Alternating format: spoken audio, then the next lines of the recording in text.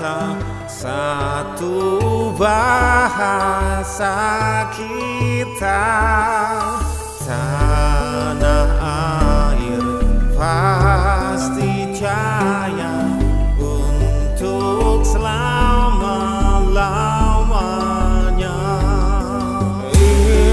Indonesia pusaka, Indonesia tercinta, nusa bangsa dan bahasa kita bela bersama.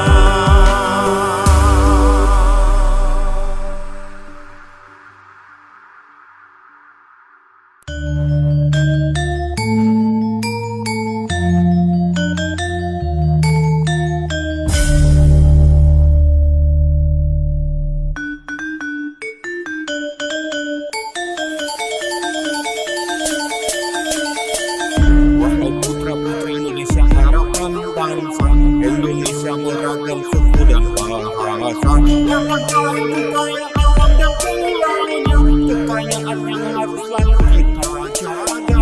Kita semua anak Indonesia jadi satu garis kawan arti istimewa. Berbeda-beda tapi tetap satu tujuan. Wahai putra-putri Indonesia, harapan bangsa bersatu padu dan membangun Nusantara.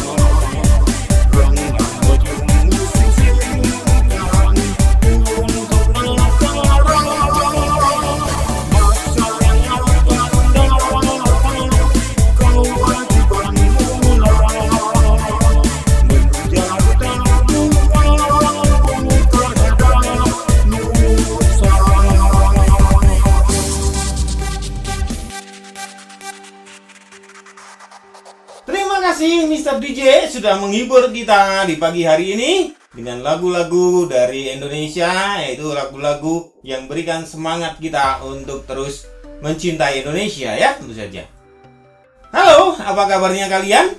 Saya yakin kalian baik-baik saja dimanapun kalian berada. Tetap semangat dan selalu jaga kesehatan ya. Materi kita kali ini yaitu kondisi alam Indonesia. Apa saja yang akan kita bahas kali ini? Langsung ke materinya saja. Yang pertama yaitu keadaan fisik wilayah. Kita tinjau dulu dari kondisi geologi Indonesia. Pertemuan yang lalu kita sudah membahas, tapi kita lebih perjelas di pertemuan kali ini ya. Indonesia terletak pada pertemuan 3 lempeng tektonik besar, yaitu lempeng Indo-Australia, Eurasia, dan lempeng Pasifik.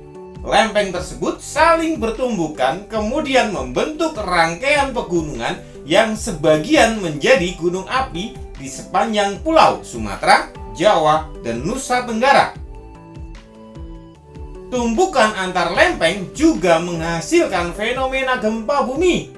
Terjadi karena lempeng yang saling bertumbukan kemudian menghasilkan getaran yang sampai ke permukaan bumi.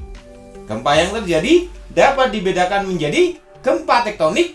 Karena apa? Karena pergerakan dari lempeng tektonik. Dan satu lagi gempa vulkanik, karena adanya aktivitas kegunung apian. Gunung berapi di Indonesia umumnya bertipe strato seperti gambar di sini, yaitu gunung berapi berbentuk kerucut yang tinggi dengan lereng yang curam. Ciri gunung berapi yang aktif adalah adanya aktivitas kegunung apian seperti semburan gas, asap, dan material dari dalam gunung berapi. Di Indonesia, gunung berapi ada di Sumatera, Jawa, Nusa Tenggara, Sulawesi, dan Maluku. Perlu kalian cermati juga bahwa Indonesia berada di Ring of Fire, makanya banyak gunung berapi ya. Berikut ini sebaran dari gunung berapi yang ada di Indonesia. Silahkan kalian cermati dari peta atau gambar sebaran gunung berapi ini. Akibat dari pergeseran lempeng juga bisa menyebabkan bencana lainnya, yaitu tsunami. Tsunami adalah goncangan akibat gempa bumi yang membuat gerakan tanah di dasar laut sehingga menimbulkan gelombang. Ketika sampai di pantai, gelombang tersebut semakin besar dan menimbulkan tsunami tersebut. Indonesia sudah pernah mengalami bencana itu, yang terbesar di Aceh tahun 2014 dan yang terakhir yaitu di Palu tahun 2018. Berikutnya yang B, yaitu bentuk muka bumi. Bentuk muka bumi Indonesia dapat dibedakan menjadi dataran rendah, dataran tinggi, bukit, gunung, dan pegunungan. Indonesia sendiri berbentuk kepulauan yang mencapai 13.466 pulau.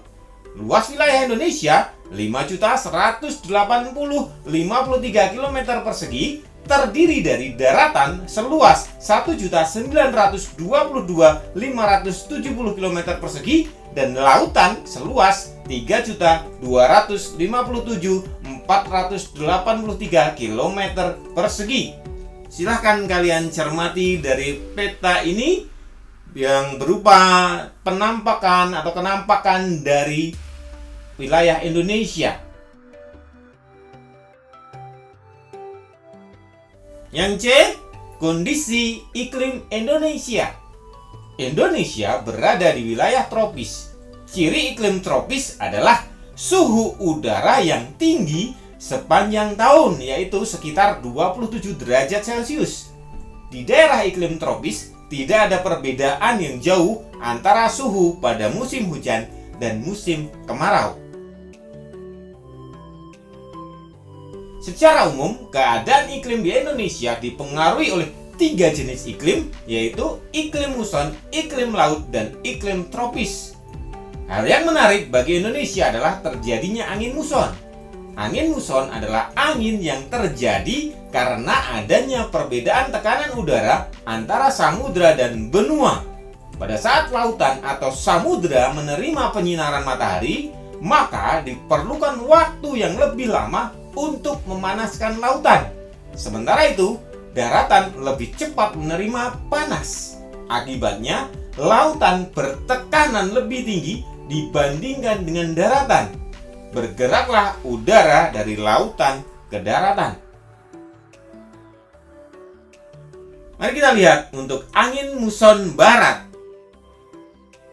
Bisa kalian perhatikan bahwa angin muson ini bergerak dari Samudra Pasifik. Pada saat bergerak menuju wilayah Indonesia, angin muson yang dari Samudra Pasifik telah membawa banyak uap air sehingga diturunkan sebagai hujan di Indonesia. Kemudian angin muson timur yang berasal dari benua Australia bergerak menuju wilayah Indonesia. Karena wilayah benua Australia ini sekitar 2/3 wilayahnya berupa gurun, maka udara yang bergerak tadi relatif sedikit uap air, maka tidak terjadi hujan di Indonesia. Berikutnya yang kedua adalah keragaman flora dan fauna di Indonesia. Indonesia memiliki keragaman flora dan fauna yang sangat besar. Bahkan keanekaragaman hayati Indonesia termasuk 3 besar di dunia, bersama-sama dengan Brasil di Amerika Selatan dan Zaire di Afrika. Flora dan fauna pada masa praaksara pada dasarnya tidak banyak berbeda dengan kondisi saat ini. Contoh floranya, pohon jeruk, pohon salam, dan pohon rasa mala, umbi-umbian, buah-buahan, dan sayuran. Contoh faunanya, kerang, gajah, kerbau liar, badak, banteng, kancil, babi rusa, monyet berekor, hewan pemakan serangga, terenggiling, dan hewan pengerat. Flora di Indonesia ternyata dapat dibedakan menjadi 2 kelompok besar, yaitu Indo-Malayan dan Indo-Australian. Kelompok Indo-Malayan meliputi kawasan Indonesia Barat. Pulau-pulau yang masuk ke dalam kelompok ini adalah Sumatera, Kalimantan, Jawa, dan Bali. Kelompok Indo-Australian meliputi tumbuhan yang ada di kawasan Indonesia Timur. Pulau-pulau yang termasuk yaitu Nusa Tenggara, Maluku, dan Papua. Dan perlu kalian cermati dari gambar beta di sini, kenapa bisa sama seperti itu? Bahwa dulu pulau-pulau di Indonesia sebagian besar masih menyatu, terutama yaitu di dataran Sunda itu menyatu antara Kalimantan, Jawa, dan Sumatera dengan Malaysia, sehingga perpindahan baik flora maupun fauna bisa sama dari wilayah Asia. Sementara untuk wilayah timur yaitu Papua, Maluku itu bergabung atau menyambung dengan Australia yang disebut dengan dataran Sahul. Maka flora dan fauna di sana hampir sama. Kita lihat contoh flora Indonesia bagian barat ya. Yang pertama ada meranti, kemudian ada rotan, dan ada nangka. Kemudian flora di Indonesia bagian timur ada kayu putih, matoa, dan sagu. Berikutnya adalah persebaran fauna di Indonesia. Fauna di Indonesia dapat dikelompokkan menjadi 3 corak yang berbeda, yaitu fauna bagian barat, bagian tengah, dan bagian timur.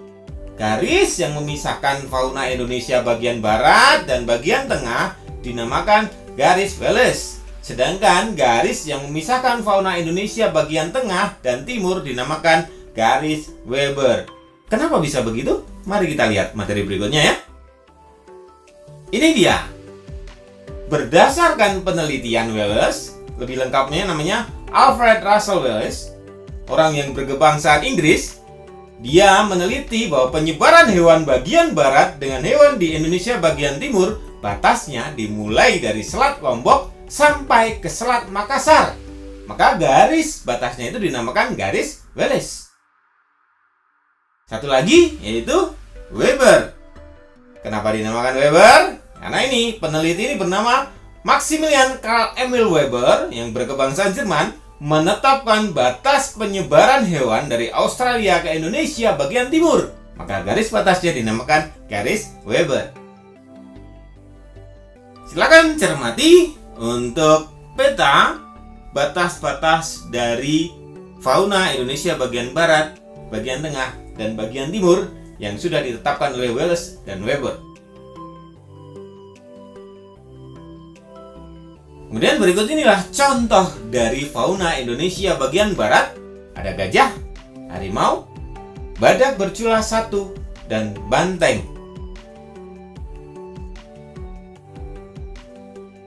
Berikutnya, fauna Indonesia tengah atau peralihan. Ada anoa, komodo, kuskus, dan babi rusa. Berikutnya adalah fauna Indonesia timur. Ada walabi, landak irian, cendrawasih, dan burung nuri. Perlu kalian ketahui bahwa flora dan fauna ini semakin lama semakin langka. Tugas kita bersama untuk menjaga dan melestarikan flora dan fauna tersebut supaya nanti anak cucu kita masih bisa melihat secara langsung, bukan hanya melihat fotonya seperti yang digambar ini ya. Demikian materi kita kali ini. Apakah kalian sudah paham dan mengerti materi kali ini? Jika belum, silakan diputar kembali, ditonton kembali, dan dipahami materi kali ini. Jika sudah, silakan untuk tonton, komen, like, share, dan subscribe channel ini. Karena dukungan kalian sungguh-sungguh memberikan semangat dan motivasi untuk channel ini terus berkembang menghasilkan materi-materi yang menarik. Demikian materi kita kali ini. Semoga materi kali ini bermanfaat. Tetap semangat, selalu jaga mood, dan selalu berdoa. Sampai jumpa.